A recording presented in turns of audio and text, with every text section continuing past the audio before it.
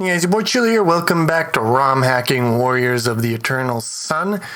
Just a quick announcement. Going forward, I am not going to be showing as much of the actual puzzling and reverse engineering on screen because it takes too long. So I'm mostly going to do like figuring out this sort of stuff off screen and then just sort of like, take you guys on a little journey, share with you my findings. But other stuff that I do, I might still, show things I haven't shown before. But a lot of this, like just, slog of trying to puzzle out what each instruction is trying to do, I don't think there's much benefit in me, documenting every hour of that. Now, something that I've been meaning to do, and someone mentioned in the comments, is it would be a good idea to just take a look at what are the goals we have in mind for this series. Mostly, I think these are the ones that I actually want to get done. Anything after that is like, if I really feel like it, probably not. So the three things that I really want to get done. First of all, the thing that basically sparked this whole thing off was there's apparently a bug with a pretty important piece of equipment, and it doesn't give the bonus that it says it gives. And I would like to, first of all, confirm that it is actually a bug, and then second of all, fix it. There is that weird debuff that I found in the THACO calculation that I just think is stupid, and I want to reverse that. And there are like the level tables and the strength bonus tables. Those seem to be out of whack. No matter what rule set you look at, they don't really line up. So I'd like to bring them in line, at least pick one rule set and bring everything in line with that. Quick little addition here to the list of things I'm definitely going to cover is magic weapon bonuses, because I suspect that things like sword +1, the +1 isn't being taken into consideration properly in melee combat. So definitely going to look into and fix this one as well. So honestly, everything in here is probably not going to happen. This stuff might happen, but I wouldn't hold my breath. And basically this is the stuff that I just want to accomplish for this series. Now, when I left you off there, I was, looking into what the melee damage routine was doing. I did some preliminary looking into it, and what I realized was that it's actually setting the A0 parameter for the roll dice call, which was just being set to 0 in the previous one. And so I started looking into it, figuring, well, what could A0 be actually doing?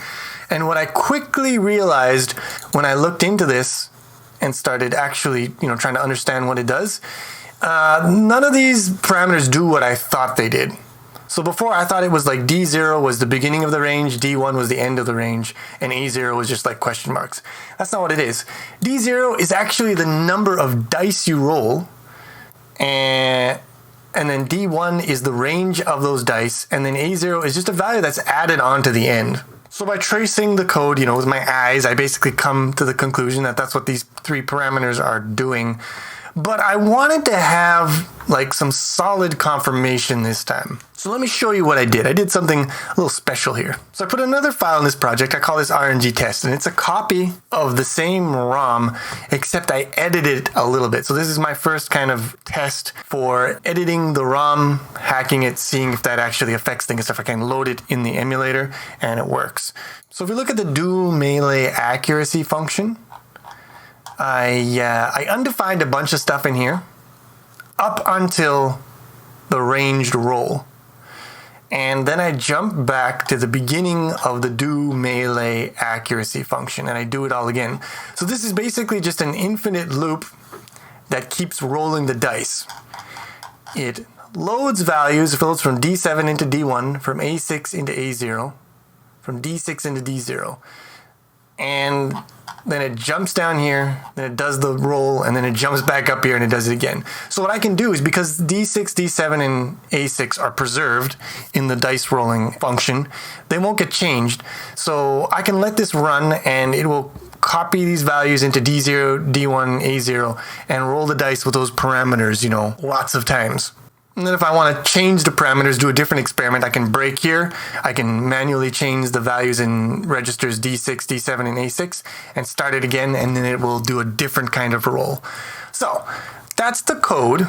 I exported that, I zipped it up, put it in here. So now it's in here as rngtest.zip, a different ROM.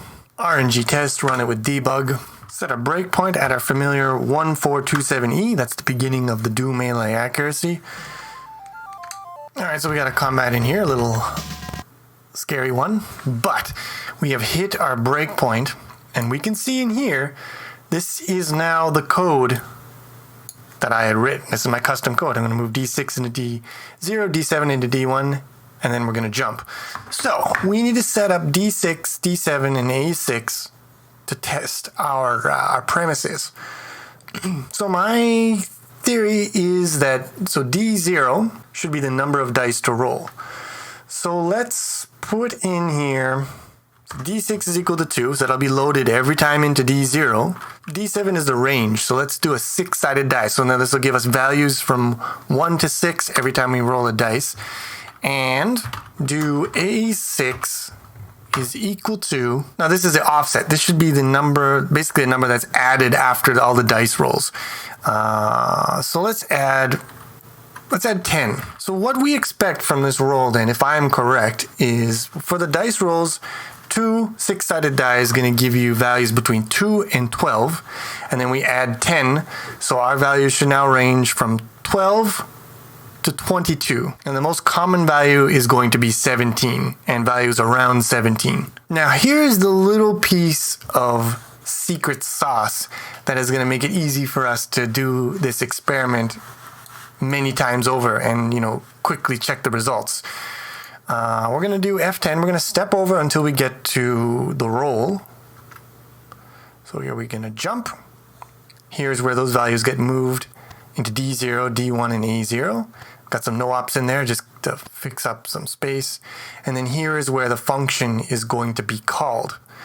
And so after the function is called, what is in D0 is the result, which in this case was 16 plus 3, 19, which is within the range that I had expected, right? Here's the secret sauce. What we want to do is we want it to spit out lots of values really quickly in this tight loop. So we're going to set a breakpoint at this exact line, 142 F6. We're going to add some sauce. So the next thing that you can put after the breakpoint address is a condition, whether to hit the breakpoint or not. We want to hit it every time.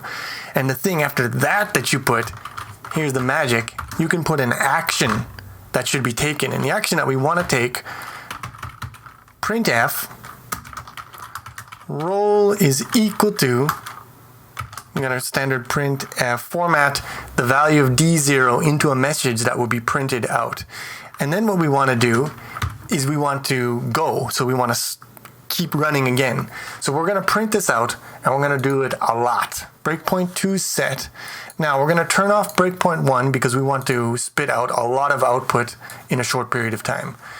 And then we are going to hit F5 and then we're going to break. So we hit F5 and then we break. And now we can get a whole bunch of rolls. And right away, okay, this doesn't quite look right from my prediction, but also I kind of messed up my prediction because I said I was adding 10, but it's hexadecimal, so this is actually 16. And then when you add the offset, that should range from 18 to 30. Okay, so that's a little better, and we can already see there's 19s in here. So if we look for long enough, we might find an 18. There it is. There's the 18. It's it's rolling snake eyes. It's not very common. Now, can we also find a 30? All right. Well, I mean, math is not good for me today. I'm having troubles here. I'm really struggling. But yeah, 12 plus 16 is 28. So that's why it took me like 5 minutes and I still couldn't find a 30 because that's not possible. But a 28 is possible, and you can see it right here. So now we can see, yeah, this is like, and I've done this off screen, this experiment a couple times, and now I am very confident that we know what those 3 parameters do. So going back to the do melee damage function, we looked at this before, but we're loading a couple of things from what looks like our script into D0 and D1. And D1 is just where you accumulate your raw damage. So anything added to D1, that is going to be final damage applied to the enemy. Sign extended to wide here. These checks here are basically if a character satisfies some of these checks, it's going to skip damage bonuses. There's 2 damage bonuses. There's one that is based on strength, similar to the one for Thaco. And then there's another damage bonus here that's just loaded directly from the character sheet and added to D1. So I don't know what it is, but it would be interesting to figure that out at some point. And after all this is accumulated, we can see that D1 is moved into A0, which is, as we know, for the roll dice function, that is just a value that's added to the end result. And then we load some global value into D1, extend that, and add it to A0. So this is a global value that is a bonus for damage, and I don't know where the heck this could come from, but it would be interesting to, again, put a breakpoint and figure out when this is actually triggered. Now we see we're moving D0 into D1, and we are masking out the low nibble. So we can see that the low nibble of what was in D0 becomes the roll range. So you can basically roll a dice that's like a D1 to a D15 is your options. And then the high nibble, you can see it shift down to the low side and masked, and that is used to determine the number of dice. So this value that was loaded from D0, it actually packs 2 values in it. The number of dice you roll and how many sides that dice has. And then after you roll dice, it just falls into this other function here that's called in from a bunch of places. So this damage loggage here might be common to a bunch of different actions, maybe also spells and like maybe also ranged attack. Who knows? But this one seems pretty particular to the place where it came from. And you can see, off screen, I've already analyzed all this code here. And so I just want to share my findings with you. So first we check the target's HP. If it's already 0, we aren't going to do any of this bullshit. We're just going to skip it all. So here we're testing a specific bit, which is bit 18 of some field in the target. And if that bit isn't set, then we go here. If it is set, we also check some kind of a global. And again, if that bit isn't set, we go here. But if these 2 conditions, if this is set and this is set, then what we do is we set the amount of damage dealt equal to the amount of HP that the target currently has. So we just set this to a fatal attack, and then we skip this thing here. So these are the 2 conditions that must be met. And if they are both met, then your ass is dead. And I think this might be sleep spell, but I'm not sure. It'd be easy to test. But that could be sleep spell. Now, let's say this didn't apply. We're going to skip it. We go to the next special case. This case is a case where basically it's going to do a left shift. So it's going to divide the damage by 2. And it depends on if some special case or some special bit in the target field is set. And what I think this might be is rock skin, because I know that's a thing in this game, and I'm pretty sure it cuts damage in half. So I think this is a test for maybe sleep. This is maybe a test for rock skin. This is all conjecture, by the way. I haven't checked any of this, but it seems to fit. Now, this one, I know what these tests are doing because I know what it's looking at. It's looking at the class of the attacker, and it's checking to see if this is a thief. So if it's not a thief, then we skip. If it is a thief, we're checking again some bit in its status, and if that bit is set, we are going to double the damage. We're going to add the damage to itself, which is doubling it. And so that seems to match with a hidden attack, a backstab, basically, which is something that the thief can do. So this all seems actually very clear to me. Without even doing any testing in the game, I can predict what these instructions actually represent. And it's fun. It's a very good feeling when you can just do that just by looking at the instructions. Now here's a test that basically skips the whole damage reduction step. And I'm not sure what it's doing.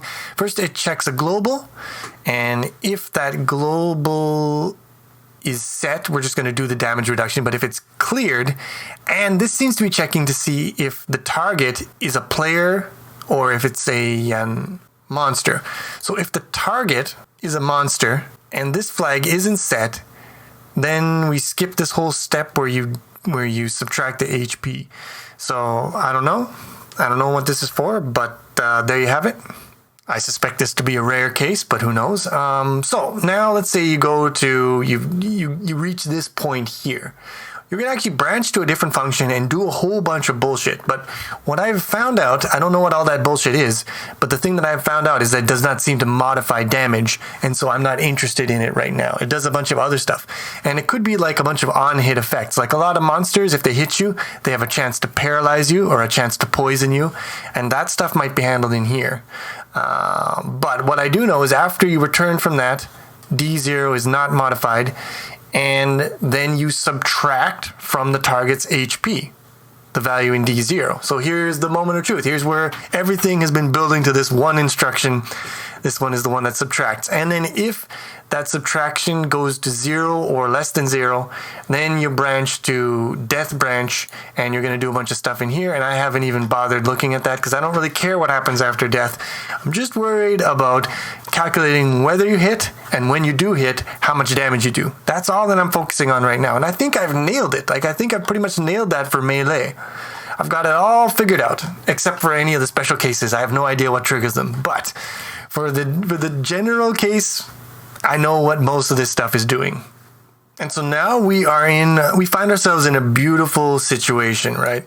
We now know, basically the whole map of how things work in melee damage calculations, attack calculations. Now I can go get the Gauntlets of Ogre, run through these routines that I've already mapped, see how they're affected, or if they're affected at all by this equipment, and then try to formulate a way, if it's not working as expected, formulate a way of factoring in this equipment into the combat to make it work like it's supposed to work. So that's what I'm going to be doing next. I'm going to be actually playing the game, gathering some equipment, getting ready to test out the Gauntlets of Ogre power.